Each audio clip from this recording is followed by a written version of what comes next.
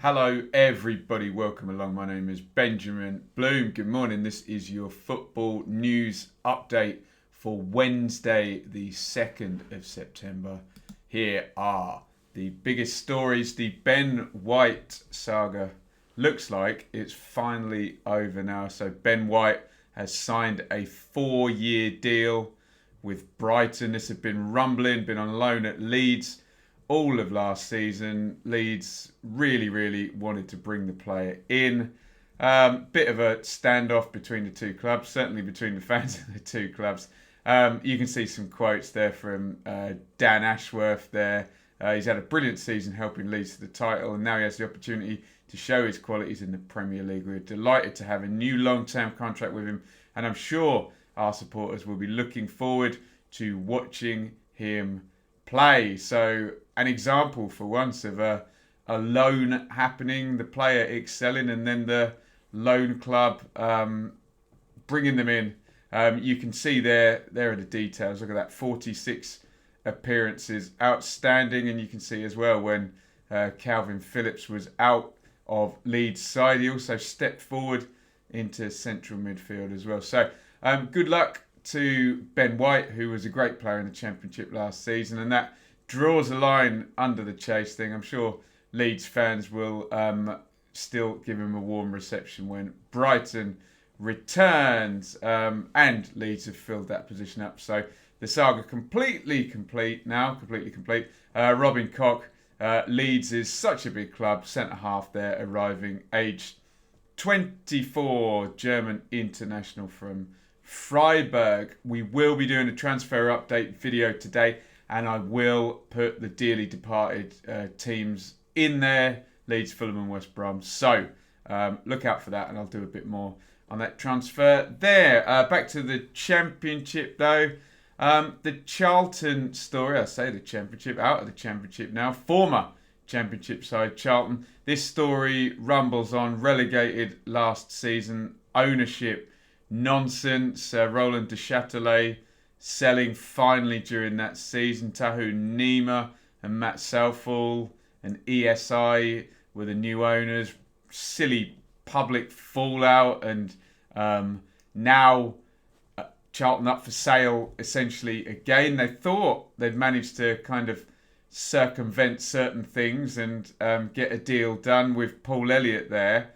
He bought ESI, which was the company that owned Charlton as an asset. So they've kind of gone in the side door, let's just say, and then failed the EFL owners and directors test, the same one that Ao Young Keng passed at Wigan. So we're now at loggerheads between Elliott and the EFL.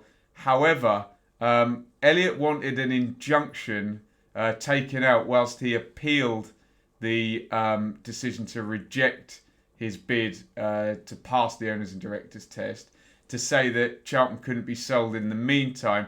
That appeal has been, well, not the appeal, but the injunction has been refused. The hearing was yesterday. So this, in theory, leaves the way open for Thomas Sandgaard, who's been blowing kissy faces at Charlton and the Charlton fans. He wants to take over the club. They need a buyer. Look at the quote down the bottom there from Judge Pearce there. A very real risk.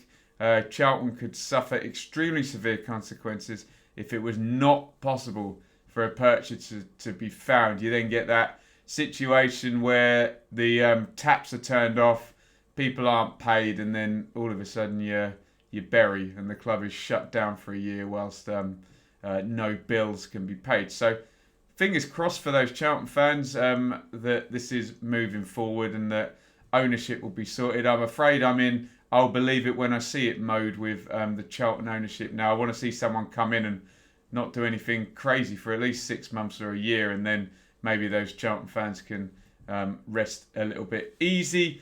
Update from Everton on the new stadium there came out yesterday. Revised designs. That's at the Liverpool waterfront. I actually did some work there. Lovely place out in the sunshine, looking out onto the water, as you can imagine. Lots of sort of development and regeneration there, and that's the plan for the new stadium.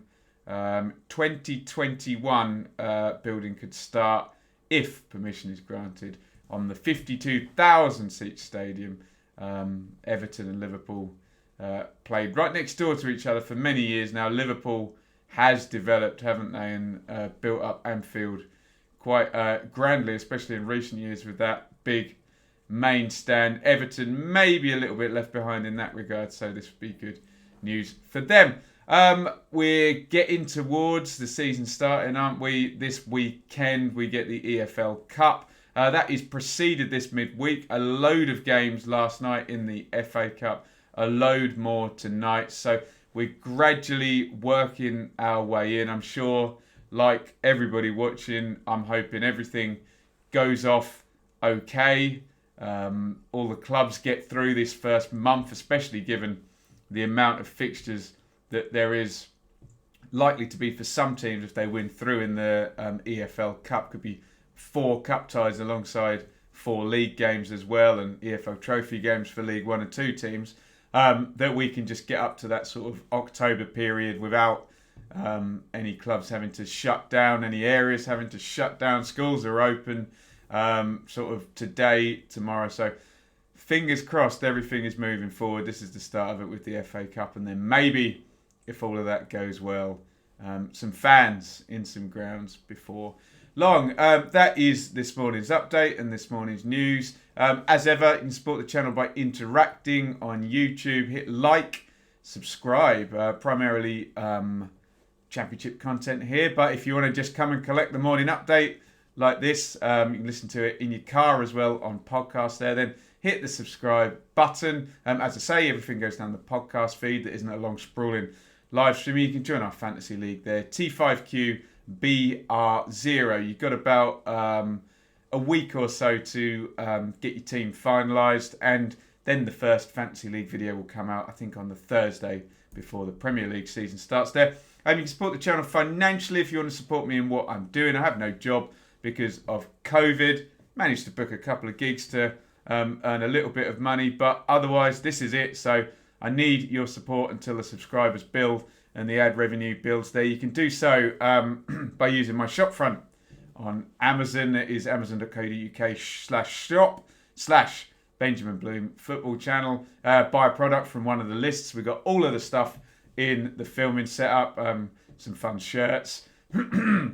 Being as I get asked about my hair every day, some hair products and some male stuff as well on there. So go and do that. You can subscribe via Patreon. $3 a month is just a donation. For $5 a month, you get my weekly either Patreon-only content, which will either be the Patreon-only vlog or Q&A. And if you're a small business or a large business or a fan who wants to sponsor a series of videos, you could sponsor the daily updates. Indeed, you can do so as well.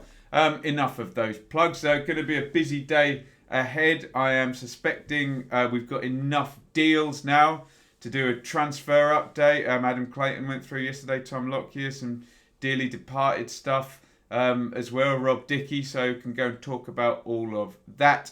Likely I'll be doing another season review as well, and I'm working on a stats video as well for the start of the Championship season. So possibly 3 or 4 videos out on the channel. Check out everything that's there already. Yesterday we did the Stoke City season review from last year. That's going over well. And I watched 3 episodes of the Jose Mourinho show. All or Nothing Tottenham Hotspur on Amazon on Monday and reviewed them. So check out all of that. Well worth hitting the subscribe button if you're a football fan, a Championship fan. Thank you for watching. See you on the next video. Over and out.